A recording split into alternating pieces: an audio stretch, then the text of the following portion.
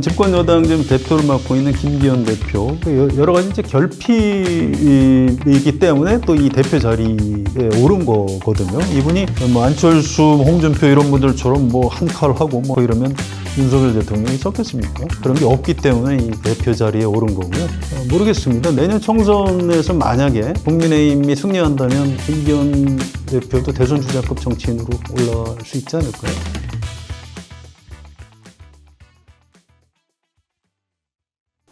안녕하세요, 시청자 여러분. 신혜선의 식탁입니다. 윤석열 정부가 2차 개각을 단행했습니다. 장관 셋을 한꺼번에 교체했는데요. 이름이 낯설지가 않습니다. 이번 주 이슈콕에서는 이 2차 개각을 한번 다뤄보겠습니다. 성한용 한겨레신문 기자 나오셨습니다. 안녕하세요. 네, 안녕하세요. 반갑습니다. 네. 자, 이번에 두 번째 개각이에요. 일부에서는 문책성 인사의 성격도 보인다고 하는데 이게 무엇보다 이름이 정말 익숙합니다. 예, 뭐 별로 하고 싶지 않은 개각을 네. 한 것 같아요. 그러니까 윤석열 대통령이 처음부터 장관 자주 안 바꾸겠다는 얘기를 하긴 했습니다. 그래서 이 문화체육관광부 장관 바뀐다는 얘기를 제가 들은 지가 6개월쯤 지난 것 같은데 인제서 바꾸는 것 같고요. 예, 예. 국방부 장관은 그 해병대 최상병 사건하고 관련이 없다라고 대통령실은 주장하지만 그 말을 믿을 사람은 아무도 없고요. 예, 예. 이제 그것 때문에 바꾸는 거고요. 그다음에 여성가족부 장관은 그 잼버리에 대한 문책 때문에 이제 해야 되는 거고.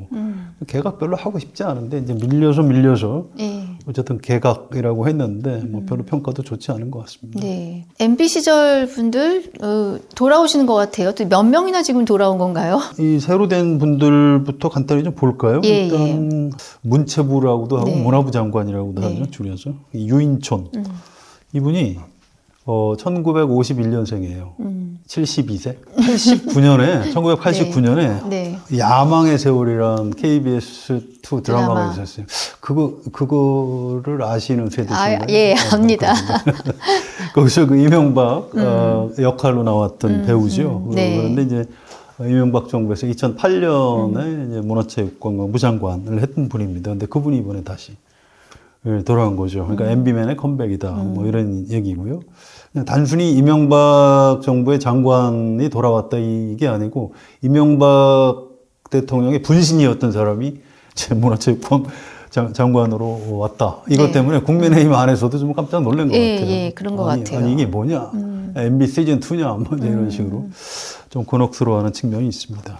또 국방부 장관은 그 신원식 의원이에요. 비례대표 의원인데 이분은 1958년생이고요. 나이가 이분도 만만치 않네요. 비슷한 돌이. 65세니까요. 박정희 대통령의 아들 박지만 씨가 육사 나왔어요. 네, 네. 박지만 씨하고 동기입니다. 수도방위 사령부 사령관, 또 합동 참모 차장, 태극기 집회 이런 데 나가서 뭐 이런저런 막 거친 발언을 말씀을 많이 했었고 이거 좀 옮기기도 곤란합니다. 예. 뭐 노무현 대통령, 문재인 대통령 뭐 뭘 딴다는 등 아주 험한 말을 네. 많이 한 분이고요. 뭐 12.12 그때 군사반란 그거는 뭐 나라를 구하기 위해서 군인들이 일어난 거다. 뭐 이분이 지금 어느 시대 사람인지 믿어지지 않을 정도로 말을 쏟아놓은 게 있는데 그냥 자유롭게 국회의원 하시면서 이렇게 말 편하게 하면서 자시지. 이 장관을 왜 하겠다고 하는지 모르겠는데 아무튼 청문회에서 이제 민주당 의원들하고 볼만할 겁니다. 예, 한판 세게 예. 붙을 것 같고요. 예. 그다음에 여성가족부 장관 후보자로 지명된 김행 이분은 1959년생이에요. 네. 이분도 64세네요. 제가 지금 나이를 왜 이렇게 계속 말씀드리냐면요. 너무 많아요. 나이들이. 이게 왜냐면 기억하실지 모르겠는데 윤석열 대통령이 제가 대통령 되면 30대 장관들 많이 보실 겁니다. 기억합니다. 이렇게 얘기한 적이 있어요. 네, 네. 지금 30대 장관이 어디 있어요? 거꾸로 지금 다들 60대, 70대를 막 쓰고 있는 거예요. 참 곤란한 겁니다. 아무튼 김행 후보자는 박근혜 대통령 청와대 대변인을 했던 그쵸. 분이고요. 예. 그 전에 좀 이제 나이가 좀 있는 분들은 과거에 노무현, 정몽준 후보 단일화 때 정몽준 쪽 대변인을 했던 사람이 바로 이 김행 네, 후보자입니다. 김건희 여사하고 뭐 이렇게 저렇게 좀 일을 하다가 알게 된 사이인데 뭐 별로 관련 없는 것처럼 얘기하다가 이 관련이 있는 영상이 지금 자꾸 드러나니까 본인이 뭐 모르는 거는 아니다. 이런 식으로 방어를 하고 있는데 모르겠어요. 김건희 여사가 추천을 한 건지 뭐 그건지 알 수 없는 거죠. 아무튼 뭐 장관을 할 만한 경력을 갖춘 건 사실입니다. 네, 그런데 네. 이 없어지는 여성가족부의 장관을 내가 가서 깔끔하게 정리하겠다 이런 취지로 얘기를 하는 걸 보니까 이 멘탈이 참 보통은 아닌 분이다. 네. 이런 생각이 좀 드네요. 미션이 분명하신 분인가 봅니다. 문을 네. 다 들어가는 거죠. 네, 그렇죠. 제가 세봤더니 행정부만 한 6명? 대통령실까지 하면은 그래서 10명이 넘는다고 예, 해요. 저도 그 명단을 빼봤어요. 하도 예, 예. 많아서 일단 좀 아까 말씀드린 유인촌 관광부 문체부 장관, 장관 후보자. 그다음에 이동관 방송통신위원장. 이분은 MB 때 청와대 홍보수석을 홍보수석을 했고요. 했죠. 김영호 통일부 장관. 이분은 이명박 청와대 통일비서관을 했습니다. 그다음에 추경호 지금 경제부총리. 이분은 이명박 정부 때 청와대 금융비서관을 했어요. 네. 근데 이게 사실 추경호 부총리는 지금 정치인이긴 하지만 원래 그 관료 출신입니다. 그래서 이건 뭐 꼭 이걸 MB맨이라고 하기는 좀 곤란한 측면이 있고요. 이주호 사회부총리, 부총리가 둘인데 두 분 다 MB 출신이에요. 이분은 이제 그 이명박 정부에서 굉장히 잘 나가셨던 분입니다. 처음에 네, 교육과학 분야 청와대 수석을 했다가 미국산 쇠고기 수입 때문에 촛불 집회 때 이제 경질이 됐어요. 그러다 좀 쉬었다가 교육과학기술부 장관을 했는데 전생에 나라를 좀 많이 구하신 것 같아요. 장관을 2번씩 하시는 거 보니까. 예. 그다음에 환경부 장관 한화진 장관 이분도 이명박 정부 때 청와대 환경비서관을 했습니다. 그러니까 행정부에만 지금 장관급이 6명 이렇게 있는 거고요. 대통령실은 더 좀 많습니다. 지금 김대기 비서실장이 이명박 청와대 정책실장을 했던 분이고요. 김은희 홍보수석이 그 당시 대변인을 했었고요. 강승규 시민사회 주석이 이명박 정권 인수위원회 부대변인을 했었고요. 18대 국회의원을 했습니다. 원래 경향신문 기자인데 마포에서 국회의원 18대 한 번 하고 19대 때 떨어졌죠. 아무튼 이번 강승규 MB맨입니다. 최상목 경제수석 이분은 이제 인수위원회 들어갔던 사람인데 이 최상목 경제수석도 쉽게 얘기하면 늘공이에요. 원래 관료 출신입니다. 그러니까 뭐 정치색이 강한 사람은 아니고요. 그다음에 이제 그 가장 문제적인 인물 김태효 지금 안보실 1차장 이분이 우리나라 지금 외교안보 그 슈퍼 실세라고 불리는 분인데 이명박 청와대에서 대외전략 비서관, 기획관 이런 걸 하면서 이미 이명박 정부에서 외교안보 정책을 총괄했던 이 외교안보 분야에서 그 이명박 정부 때 굉장히 핵심적이었던 사람이 지금 다시 들어와서 일을 하고 있는 거죠. 벌써 이렇게 하니까 10명이 넘네요. 넘지요. 11명. 11명. 뭐 아까 늘공 얘기하셨는데 뭐 관료 출신들 그렇다 치고 행정 능력이 뛰어나면은 뭐 재기용하는 거 뭐 어떻습니까? 근데 역대 정부에서도 이렇게 전 정부 사람들을 기용한 사례들이 좀 있을 거는 같아요. 예, 뭐 가끔 있습니다. 예를 들어서 이명박 정부에서도 노무현 정부 때 법무부 장관을 했던 김성호 전 법무부 장관은 국정원장을 한 1년 시킨 적이 있어요. 그래서 어떻게 노무현 정부 사람을 이명박 정부에서 쓰나 했더니 알고 봤더니 이제 고대 출신이라서 좀 특별한 케이스였고요. 총리를 오랜만에 이 정권을 바꿔가면서 한 분이 계시죠. 지금 네, 그렇죠. 한덕수 국무총리가 노무현 정부 때 국무총리를 하셨는데 이분이 이명박, 박근혜, 문재인 15년 정도 건너뛰고 지금 윤석열 정부의 국무총리를 하셨어요. 이분도 이제 많이 연로하셨을 텐데. 이분은 전생에 우주를 구하지 않았어요. 총리를 2번 쓰시는 거 보니까. 그다음에 좀 오래전 사람 돌아가신 분인데 김종필 씨가 박정희 소장하고 같이 쿠데타를 했고요. 초대 중앙정보부장을 했고 1971년부터 75년까지 국무총리를 했었습니다. 이분이 1998년에 김대중 대통령과 같이 DJP를 해서 그때 또 국무총리를 했어요. 굉장히 시차를 많이 두고 국무총리를 한 분이고요. 이게 미국에서도 사례가 있더라고요. 미국에 제럴드 포드라는 대통령이 있었고요. 이분이 1975년에 도널드 럼스펠드라는 사람을 국방장관으로 발탁을 합니다.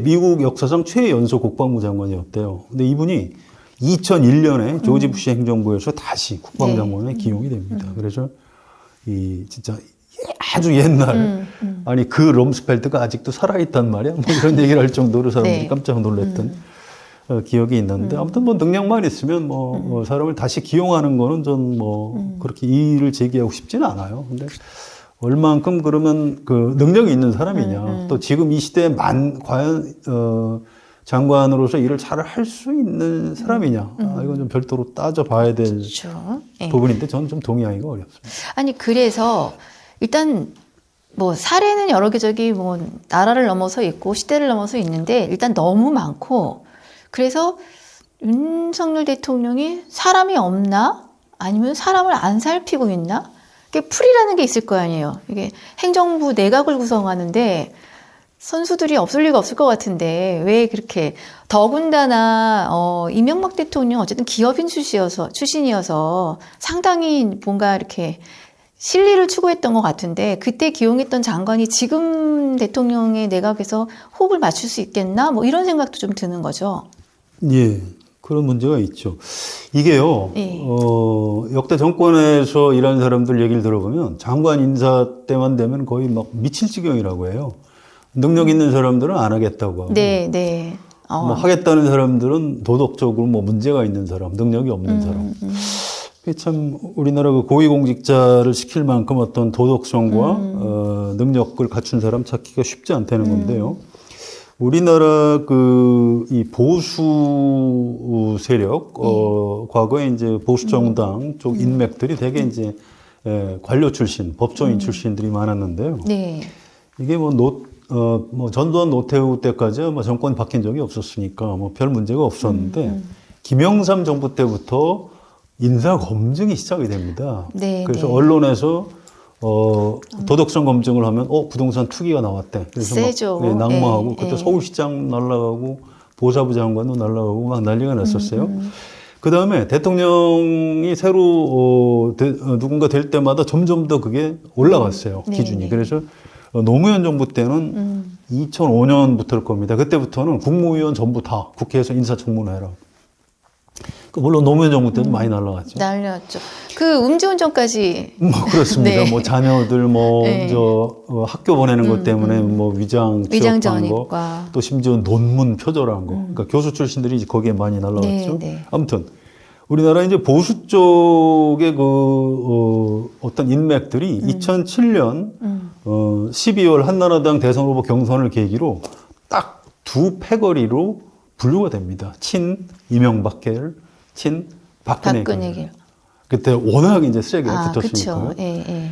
그래서 이명박 대통령 때 친 이명박계가 여기저기 좋은 자리 이제 많이 했고요. 또 박근혜 정부에서 친 박근혜계가 여기저기 좋은 자리를 많이 했는데 박근혜 대통령 임기 말에 국정농단 사태로 친 박근혜 쪽 인맥들 중에 상당수가 감옥에를 갔습니다. 아, 그렇군요. 예. 정황이 있네요. 있죠. 예. 그쪽 분들을 지금 어떻게 쓸래야 쓸 수 없는 사정이 좀 있어요. 그래서 이제 MB 때 사람들을 불러서 쓸 수밖에 없는 사정은 있어요. 그런데 저는 이제 두 가지 불만이 있는 거예요. 좋다. 이명박 정부 때 사람을 뭐 쓸 수밖에 없으니까 이해를 하는데 그 중에서도 좀 괜찮은 사람을 쓰지. 왜 이렇게 그 출세주의자들을 골라서 쓰는지 그게 하나 이제 궁금증이고요. 또 하나는 아니 좀 새 인물을 발탁을 해야 될 거 아닙니까? 근데 이 1년 반 동안 대통령 하면서 그걸 너무 안 하신 것 같아요. 지금 대통령이. 그러니까 옛날에 노무현 대통령은 뭐 부산정고 출신에 아는 사람도 별로 없고 그러니까 대통령이 돼서 청와대 인사수석이라는 걸 갑자기 만들었어요. 그때 처음 만드는 겁니다. 그래서 그 인사수석한테 당신은 전국을 돌아다니면서 이 고위공직을 맡을 만한 장관급 네, 공직자 네. 후보를 찾아라. 그래서 그분이 정찬용 수석인데요. 그분이 이제 찾으면 문재인 민정수석이 검증을 하는 거예요. 아주 가혹하게. 예, 그렇게 해서 이제 새 인물들을 좀 발탁을 했고요. 또 박근혜 전 대통령 별명 혹시 기억나세요? 수첩공주라고 네. 했죠. 뭐든지 수첩에 적는다. 네, 네. 그 수첩에 사람이 이 왼쪽에다 적는 사람들은 기용할 사람, 오른쪽에 적는 사람들은 이게 이제 X표, 안 되는 사람이죠. 자, 박근혜 대통령처럼 이렇게 자기가 언젠가 장관 시킬 만한 사람들을 적어야 되는 겁니다. 윤석열 대통령 안 적은 것 같아요. 없는 거죠. 이제 풀이. 네. 그 지금 시키려다 보니까 뭐 별로 개각을 하고 싶지 않은데 하기는 해야 되겠고.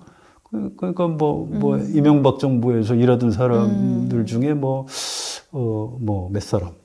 원래 윤석열 대통령이 검사 출신이라 뭐 정치인들 잘 모르고요. 관료 출신도 잘 몰라요. 누구한테 소개도 좀 받고 면접도 좀 미리 하고 네네. 뭐 이렇게 해야 되는데 그런 부분에 대한 노력을 조금 뭐 워낙 국정이 바빠서 뭐 그러셨겠습니다만 좀 게을리한 것 같아요. 한편으로는 청문회를 앞두고 있지만 청문회를 한 번씩은 또 한 분들일 거 아니에요. 그러니까 과거에 이미 다 나왔던 얘기다 이러면서 빠져나갈 구멍이 있다고 생각하는 걸 수도 있을 것 같은데 그럼에도 불구하고 아까 말씀하신 대로 정말 시끄러운 분들을 선임하셨어요. 후보 임명하십니다. 일단 유인촌 장관 후보는 블랙리스트에 막말에 뭐 정말 많았어요. 시절에. 잘 하실지 걱정이 좀 되는데요. 저도 어떤 기대를 해야 될까요? 글쎄 뭐 그런 기대는 안 하시는 게 좋을 것 같고요. 사고만 안 치고 예. 문화부의 그 늘공 이런 거 관료들이 굉장히 괜찮은 탄탄한 조직입니다. 그래서 그분들이 의욕이 떨어지지 않게 이렇게 잘 뒷받침만 좀 장관이 해주면 되지 않을까. 거기서 뭔가 일을 하겠다고 달려드는 순간 아마 이명박 정부 때처럼 또 뭔가 사고를 치지 않을까 이런 걱정이 좀 있어요. 아니, 물론 공무원들은 실세 장관이 그러니까 즉 정치력이 좀 있어서 우리 부처에 예산도 주고 뭐 이렇게 하는 걸 원한다는 말은 저도 좀 자주 들었어요. 예. 근데 이제 그것만 한 게 아니라 막 인사 건드리고 이상한 정책 지시하고 이러고 또 실수하고 이러니 골치가 아플 것 같습니다. 근데 제가 보기에는. 그게요, 굉장히 지금 말씀하신 게 우리 본부장님 말씀 굉장히 중요한 포인트인데, 네. 과거에는 공무원들이 정권 실세가 장관으로 오는 걸 좋아했는데, 네. 지금 공무원들 분위기는 굉장히 이상합니다. 이게 왜냐하면, 그러니까 이 행태부터 좀 소개를 해드릴게요. 최근에 공무원들 분위기가 어떠냐면, 위에서 지시를 하면 구두 지시는 잘 접수를 안 해요. 그냥 국장님 그 이메일로 보내주시면 안 되겠습니까? 물증을 확보를 하는 겁니다. 저희가 받은 지시를. 예. 그 다음에 이제 카카오톡이나 이런 대화방을 통해서 받는 거는 다 사진으로 캡처를 해서 다 보관을 해요. 이게 언젠가, 나중에 내가 검찰의 수사나 또 감사원의 감사 이런 걸 받을지도 모른다. 이런 것 때문에 다 물증을 만드는 거고요. 심지어 업무 지시를 하면 그걸 이렇게 기한은 한대요. 네, 기한. 네. 내용은 만들어 주는데 이 결제란에다가 자기 사인을 안 한다고 합니다. 이 그냥 과장님부터 사인하시죠. 저는 그냥 내용은 시키는 대로 했습니다. 이게 왜 이런 현상이 벌어지냐면 이 정권이 여러 번 바뀌면서 일종의 관료 출신, 관료들, 그러니까 늘공들을 다루는 어떤 암묵적인 합의가 있어요. 예. 뭐냐면 늘공은 건드리지 않는다. 그러니까 정치인들이 와서 정책적인 잘못을 하면 거기에 대해서 책임 추궁을 할 수 있는 거고 불법이 있으면 뭐 수사를 할 수도 있는 거지만 이 관료들, 그러니까 정치인들이 와서 시키는 일만 한 관료들은 수사하지 않는다. 책임을 묻지 않는다. 이런 불문율이 있었는데 깨졌죠. 이게 깨지고 있습니다. 네, 이게 사실은 있죠. 현 정부 사람들은 문재인 정부에서 이미 깨기 시작했다 이렇게 주장을 하는데 그러면 이제 지금 윤석열 정부에서는 안 깨야 되는데 지금 더 심하게 하거든요. 아유, 지금 방통위 같은 경우는 완전히 뭐 그렇습니다. 거기 과장급, 실무자들이 네. 감옥에 여러 명 갔고요. 예. 또 딴 데서도 지금 감사원 감사 지금 정권 바뀐 지 1년 반쯤 지났는데 지금도 하고 있다고 해요. 그러니까 공무원들이 움직이지를 않는 겁니다. 예. 그래서 이런 것 때문에 이 새로 장관이 오는 거, 뭐 실세 장관이 오면 좋겠지만 이 현재 공무원들은 굉장히 위축이 돼 있고 현 정권에 대해서 굉장히 좀 반감이 많다고 그래요. 내년 총선에 어디가 이길지 뭐 아무도 알 수 없고 특히 이제 지역구별로 잘 알 수 없지만 공무원들 얘기로는 세종시의 국회의원이 2명인데 거기는 아마 야당이 다 될 거다. 왜냐? 공무원들 여론이 워낙 안 좋기 때문에. 맞아. 저도 듣고 있습니다. 이런 얘기를 할 정도죠. 정말 여론이 정말 안 좋더라고요. 일할 만다 안 난다 뭐 이렇게 한다는데 뭐 아까 확인해 주셨는데 30대 장관은커녕 이게 정말 이 사회가 좀 젊어지려고 하나 기대했지만 전혀 아닌 것 같습니다. 야당 논평 별로 안 좋지요? 예, 야당 논평 낸 게 있는데 별로 그렇게 인상적인 논평은 없어요. 뭐 구한말 네. 이런 논평을 냈던데 이게 무슨 뜻인지 저도 찾아봤어요. 그랬더니 뭐 구태, 뭐 한심한, 뭐 어쩌고 이런 얘기인데 야당 논평도 그 전보다 좀 그 예리함이 떨어지는 것 같아요. 뭔가 한마디로 핵심을 찔러서 비판을 했으면 좋겠는데 아직 그렇지 않고요. 인사청문회에서 이제 국회의원들이 이 장관 후보자들을 이제 어떻게 정확히 좀 다루는지 이런 걸 좀 봐야 알겠습니다. 근데 뭐 신선도가 떨어지니 국민들이 관심을 갖고 좀 뭐 보겠습니까? 뭐 이런 생각도 드네요. 자, 어쨌든 두 번째 기각한 이번 행정부의 윤석열 정부의 두 번째 대가 어떻게 되는지 앞으로 좀 주목해 주시고요. 두 번째 코너 격주로 다루고 있는 정치 인물 사전 후와유. 예. 이번에는 또 어떤 인물을 다뤄보겠습니까요? 인물을 고르는데 좀 애를 먹었는데요. 네. 이 인물을 하자고 이렇게 누구 옆에 사람들한테 물어봤더니 하지 말라는 분들도 있고 그래서 네. 좀 난감한데. 네. 아무튼 집권 여당 지금 대표를 맡고 있는 김기현 대표가 네. 뉴스에 어쨌든 자주 나오는 분입니다. 네. 이분 얘기를 좀 해보는 게 알겠습니다. 가장 최근 뉴스 이재명 당대표 단식 그만하라고 정중히 요청했다는 보도가 지역에 최근인데요. 뭐 여의도 정치가 사였다 그런 아쉬운 목소리가 있는 와중에 어쨌든 이분이 움직이셨어요. 그게 아니고요. 그게 아닙니까? 네, 반대예요. 반대예요? 그러니까 이재명 대표가 단식을 하는데 네. 김기현 대표가 아주 그 좀 이렇게 조롱하듯이 맞아요. 그랬죠. 발언을 했어요. 기자들이 이제 이재명 대표 단식에 대해서 어떻게 생각하십니까? 그러니까 지금 단식합니까? 뭐 이제 이런 식으로. 근데 이제 그러다 보니까 이런 뭐 보수 성향 신문에서도 아니 여당 이게 너무하는 것 아니냐. 맞아요. 과거에 그 야당 대표가 단식을 하면 여당 대표나 아니면 청와대 정무수석이 이거 찾아가서 단식을 좀 그만해라. 뭐 대화로 풀자. 이렇게 하는 게 그 아름다운 관행이었는데 지금 여당은 너무하는 것 아니냐 이런 얘기를 어떤 기자가 이렇게 썼어요 기사로. 네. 근데 그날 바로 아침에 메시지가 나오더군요. 일단 좀 단식을 중단해 줄 것을 정중히 요청한다. 그러니까 기자들이 아니 이왕이면 단식하는데 한번 가시면 어떠냐 그랬더니 아니, 아직 거기까지는 생각이 없다. 모르겠어요 이번 주말엔 뭐 갈지 어떨지. 아 그러면 찾아간 거 아니고 그냥 아닙니다. 말로만 한 거예요. 그렇군요. 정중히 요청합니다. 이분이요? 백그라운드는 뭐 대한민국 국민이 좋아할 만한 굉장히 화려하십니다. 판사 출신이세요. 양력을 좀 먼저 살펴볼까요? 예, 이분은 1959년생이에요. 네. 몇 살이죠? 64세인가요? 네. 이분도 만만치 않네. 네.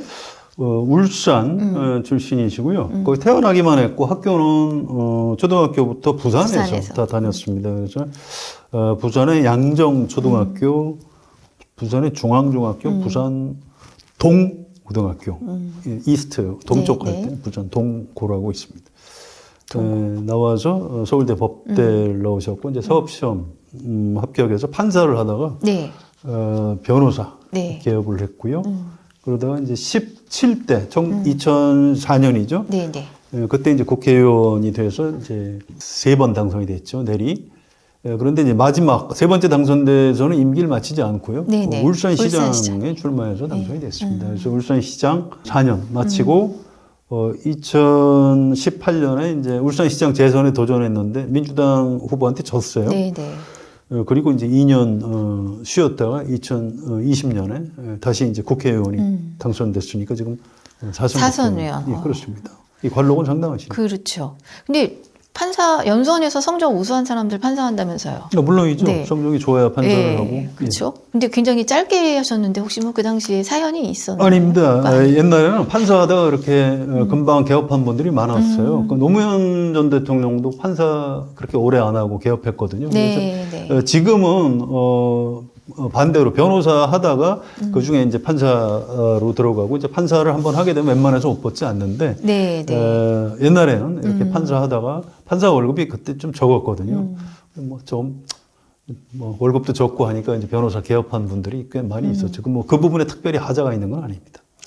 뭐 울산은 터도 워낙 국힘 쪽이고요. 한 번 떨어진 게 이상할 정도로 뭐 그 동네를 꽉 잡고 계시는데 사실 또 이런 게 그 선입견이에요. 판사 출신들은 이렇게 점잖다.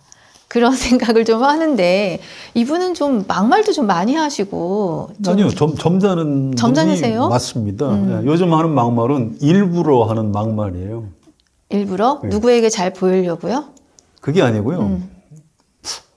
제가 이렇게 심하게 얘기해도 되나 모르겠는데 하도 존재감이 없어서 그러니까 이게 이제 워낙 점잖으신 분이고 국회의원 내분에 우선 시장까지 하셨지만 그렇게 우리나라 국민들 중에 김기현 대표 아시는 분이 얼마나 되죠? 정말 절반이 안 될 것 같은데요.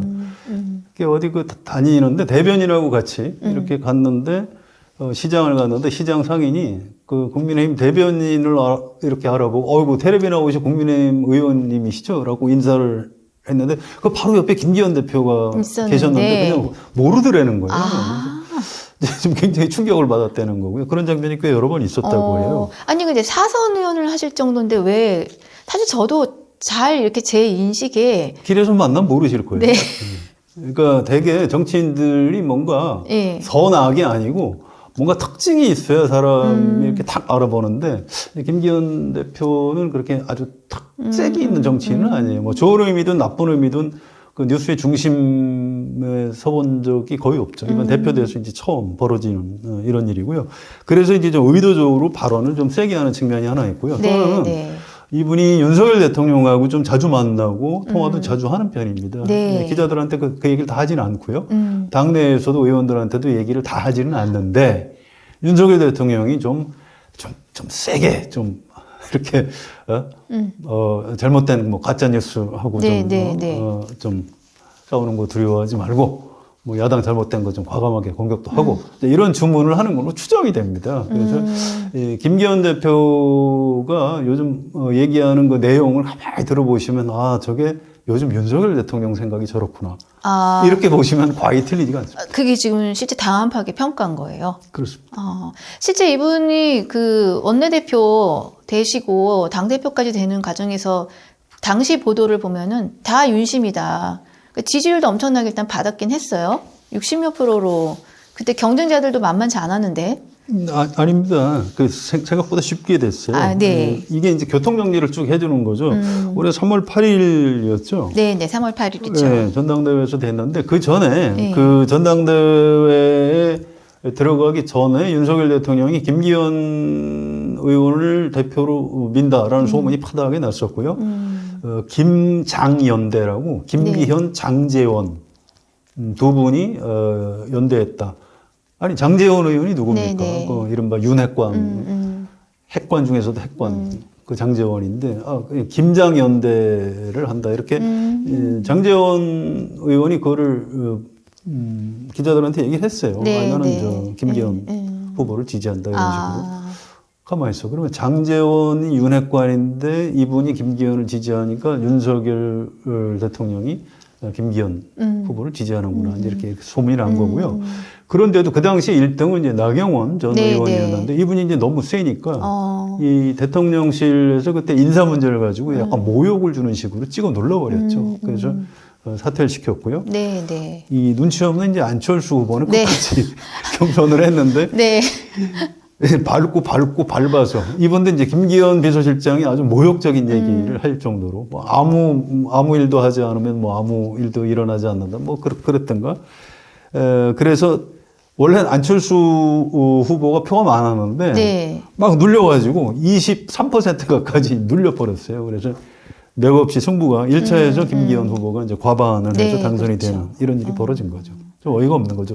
사실은 그 김기현 대표는 자기 실력으로 대표가 됐다고 보기엔 좀 어렵습니다. 윤석열 대통령이 만들어준 거죠. 뭐에서 그렇게 인심을 얻으신 거예요? 윤석열 대통령 입장에서는 누가 여당 대표를 하는 것이 내가 가장 편할 것인가. 좀 말을 잘 듣는다기보다 누구하고 호흡이 가장 잘 맞을까 뭐 이런 거를 고려한 것 같고요. 그런 측면에서 유승민 아니고 나경원 친하긴 한데 아닌 것 같고 제키고 안철수 여기도 아니고 이 안철수 의원은 또 대선 막판에 후보 단일화를 했지 않습니까? 그래서 나름 윤석열 정권에 이제 좀 지분이 있다고 생각을 해요. 근데 윤석열 대통령 입장에서는 그렇게 생각하는 것 자체가 좀 기분이 안 좋은 거죠. 그래서 안철수 안 되고 뭐 이런 식으로 이제 한 사람씩 빼다 보니까 그래도 김기현 의원이 가장 무난한 것 아니냐. 또 원내대표를 할 때 그 당시에 그 대선 때 이준석 대표하고 윤석열 후보하고 사이가 안 좋았었습니다. 예, 예. 뭐 막 그렇죠. 다출을 하고 막 이렇게 했었는데 그때 이제 김기현 원내대표가 울산으로 두 사람을 불러서 이렇게 화해를 좀 시키고 이런 연출을 했었어요. 그때 김기현 원내대표가 그렇게 처신을 안 했으면은 윤석열 대통령이 당선이 안 될 수도 있었습니다. 그래서 거기에 대한 고마움도 작게는 있고. 빚을 좀 졌네요. 그렇습니다. 빚도 졌고요. 또 아까 처음에 말씀드렸지만 김기현 대표가 사람이 좀 큰 존재감이나 매력은 없지만 예. 성실하고 아, 착실한 분이에요. 그래서 그런 면을 윤석열 대통령이 좀 높이 샀던 것 같습니다. 그러니까 여당 당대표의 역할은 이 지금 대통령직하고의 관계도 중요한데 당내를 조금 어쨌든 의견을 잘 다독이고 또 야당과 협치를 위한 역할도 필요하잖아요. 근데 그것보다는 윤 대통령 입장에서 어쨌든 편한 사람을 선정한 거고 밀어준 거고 이분은 그런 성격의 소유자다. 자기를 그렇습니다. 내세우기보다는 예. 그러다 보니까 지금 국민의힘이 용산 대통령실 예. 기자들은 용화대라고 이제 네, 하는데요. 네. 용화대 여의도 출장 소관이냐 이제 이런 비아냥을 좀 듣고 있는 예. 거고요. 여야 관계가 원래는 이제 대통령실의 정무수석이나 비서실장이 야당하고 대화도 좀 해야 되는데 네, 네.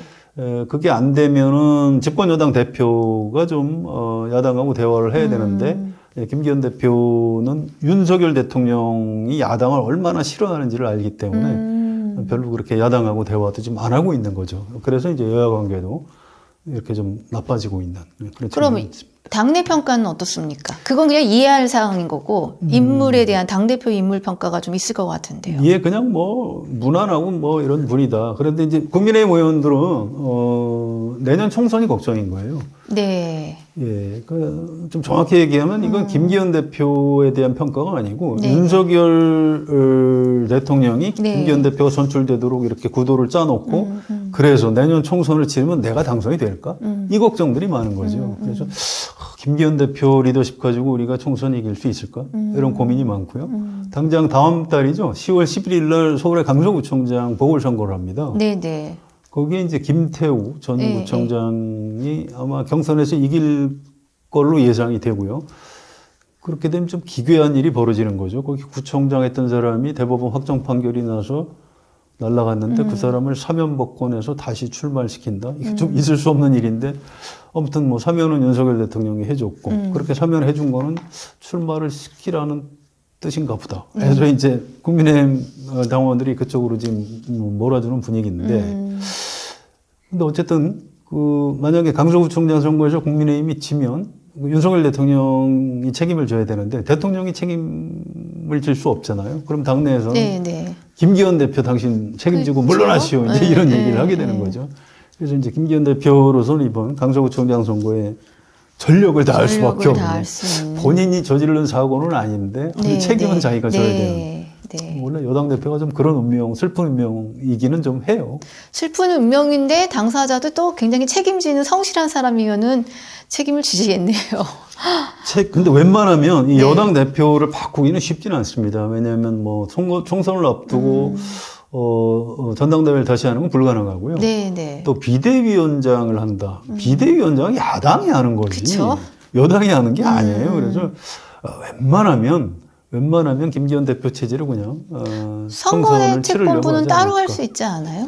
예, 선거대책위원회는 물론 당연히 꾸리겠죠. 네, 아무튼 근데 선거에서 지면 네, 대표가 책임지는 게 관례기는 합니다. 네. 야당 쪽에 대한 인물평은 어때요? 당연히 지금 협치가 잘 안 될 것 같은. 예, 야당에서는 김기현 대표 별로 욕을 안 해요. 왜냐하면 지금 벌어지는 일이 이게 김기현 대표가 잘못해서 벌어지는 게 아니기 때문에 이렇게 크게 뭐 기대하지도 않고요. 이래도 저래도 존재감이 예. 협상 파트너가 아니라는 거예요? 뭐 그런 겁니다. 그러니까 이재명 대표한테 기자들이 물어봐도 김기현 대표에 대해서 이렇게 코멘트를 부탁하면 잘 얘기를 안 해요.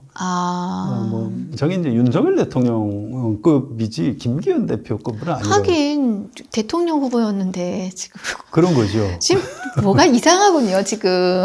예, 원래 이제 여야 관계가 좀 그런 겁니다. 옛날에도 야당 총재는 대통령하고 영수회담을 하려고 했고요. 네, 그럼 네. 이제 여당 대표가 뭐 나하고 같은 대표끼리 만나자 그러면 난 당신은 내 급이 아니다. 이제 이렇게 정치가 좀 그런 면이 네. 있는데 지금도 이제 그런 일이 벌어지고 있고요. 아무튼 그럼에도 불구하고 이제 김기현 대표가 이번 개각할 때 뭐 나름 이 3명 정도 바꿔야 된다고 의견도 냈다고 해요. 또 누군지 정확히는 얘기하지 않는데 아마 신원식 국방부 장관 후보자 추천을 김기현 대표가 한 것 같다고 해요. 그래서 이 드러내지는 않되 뭔가 뒤에서 역할을 나름대로 좀 하고 있고요. 또 이분이 대표 당선될 때 연포탕, 지금 우리 저 신혜선의 식탁이니까 음식 얘기를 해볼까요? 네. 연포탕. 제가 좋아하는 음식인데요. 예, 그 연대 포용, 아이고 머니나. 뭐 탕평 뭐 이런 거래요. 네네. 그래서 그런데 대표 된 다음에 실제로 뭐 연대 포용 탕평 없었거든요. 아, 전부 친윤들이 다 해먹고 그랬는데 뒤늦게라도 이제 천하하람 후보를 만나고 이러고 있습니다. 그게 지금이라도 이제 연포탕을 해서 좀 당내 그 총동원 체제를 잘 짜서 내년 총선을 치러야 된다. 이런 요구가 있고요. 어떻게든 좀 공간을 만들어 보려고 이제 노력을 하는 건데, 윤석열 대통령이 워낙 좀, 야당을 미워해요. 그래서 이 가운데 좀 끼어서 좀 어쩔 줄 몰라 하는, 뭐 약간 불쌍한 측면이 있는 그런 정치인입니다. 도덕성도 한번 짚고 넘어가야죠. 뭐 울산시장 할 때 아직도 지금 일부 언론에서는 관련 보도를 계속 내고 있는 것 같은데요. 예. 그 이제 전당대회 할 때도 그 황교안 네네. 후보가 아주 강하게 문제 제기를 했죠. 그래서 이게 옛날 판사 때 이제 땅을 샀는데, 네. 저도 이제 증거는 없지만 그 맹지라고 그래서 쓸모없는 땅이거든요. 그걸 이제 왜 샀을까요? 그 땅을 뭐에 쓰려고? 옛날에는 땅이 그 재산 증식의 수단이었습니다. 근데 그것 때문에 내가 개발 이익을 얻은 게 없다. 얻은 게 없을 수는 있는데, 의도야. 쓸모없는 땅을 왜 샀겠어요. 이제 그런 의심을 받는 것이고요. 다만 이제 그걸 통해서, 실제 엄청난 뭐 재산상의 이득을 받거나 이제 그런 거가 입증된 건 아니기 때문에, 네. 본인은 절대 아니라고 이제 주장을 하고 있는 거고요. 예, 그거 이외에는 이분이 뭐 평소에 뭐 금품 수수나 뭐 불법 정치 자금을 받았다거나 네. 이런 거는 없는 분이에요. 그러니까 상대적으로 제가 아까 처음에 표현했듯이 좀 성실하고 네. 착하고 존재감은 없지만 네, 매력은 없지만 뭐 열심히 사는 분이다. 그러니까 도덕적으로도 뭐 그렇게 큰 하자가 있다고 보기는 좀 어렵습니다. 알겠습니다. 앞으로 어쨌든 총선은 점점 다가오고 여당과 야당과 무언가를 또 협상을 하거나 하는 자리는 계속 있을 것인데 이분의 리더십이 어떻게 발휘될지 지금으로서는 기대는 약간 어려운 윤심을 잘 전달할 그런 성격으로 결론을 내야 하나요? 그렇죠. 이분이 이제 산무 정치인이라고요. 이분이 이제 전투력 뭐 막말을 하지만 전투력이 있다고 보기는 어려워요. 네. 또 이제 홍준표 대구시장하고 이제 하도 사이가 안 맞아요. 좋아서 이번에 또 그 사건이 있었죠. 홍준표 대구시장이 그 당에 무슨 고문인가 했는데 그걸 해촉시켰고 뭐 그런 게 있는데 그 정도로 이제 그 최소한의 자존심은 이제 있는 분인데 아무튼 그래도 남한테 그렇게 모질게 하는 분은 아닙니다. 또 어떤 정치인으로서 존재감 이런 것도 약하고요. 그래서 뭐 없는 게 많은 분이죠. 네. 그런데 여러 가지 이제 결핍이기 때문에 또 이 대표 자리에 오른 거거든요. 이분이 뭐 안철수, 홍준표 이런 분들처럼 뭐 한칼하고 뭐 나경원 이런 분들처럼 너무 매력이 많고 이러면 윤석열 대통령이 썼겠습니까? 그런 게 없기 때문에 이 대표 자리에 오른 거고요. 그게 이제 오히려 지금 같은 시대에는 약간의 또 강점이 될 수도 있는 측면이 있어요. 모르겠습니다. 내년 총선에서 만약에 국민의힘이 승리한다면 김기현 대표도 대선 주자급 정치인으로 올라갈 수 있지 않을까요? 그럴 가능성이 있는 겁니다. 잘못되면 책임을 져야 되지만, 네. 뭐 어쨌든 이길 때 내가 이 당의 대표였다. 네. 뭐 이런 거니까요. 정치인들이 또 운이 참 중요해요. 그래서 그렇죠. 네. 김기현이라는 정치인의 이제 운이 어떻게 될지 올 10월 11일 날 강서구청장 선거 결과, 또 내년 4월 10일 총선 결과 이런 것들을 좀 봐야 될 것 같습니다. 네, 알겠습니다. 좀 다음번엔 따뜻한 인물을 좀 해볼까요? 이분도 참 따뜻한 따뜻한 분이십니까? 네. 기본적으로 좀 착한 분이에요. 큰 존재감은 없지만 의정 활동하면서 큰 사고 안 쳤고요. 나쁜 짓도 별로 안 했습니다. 그래서 그런 착함 이런 게 있고 뭐 이렇게 또 좋은 장점 가진 게 많이 있네요. 네, 사람은 있는 것도 있고 없는 것도 없습니다. 예, 어쨌든 총선을 앞두고 여당의 당대표의 역할, 이분의 인물과 성향에 따라서 좀 주목하시면 또 재미있는 일들을 관찰할 수 있지 않을까 이렇게 생각하고요. 예, 오늘 정치인물사전 성한용 기자님하고 함께 나눠봤습니다. 감사합니다. 네, 고맙습니다. 네.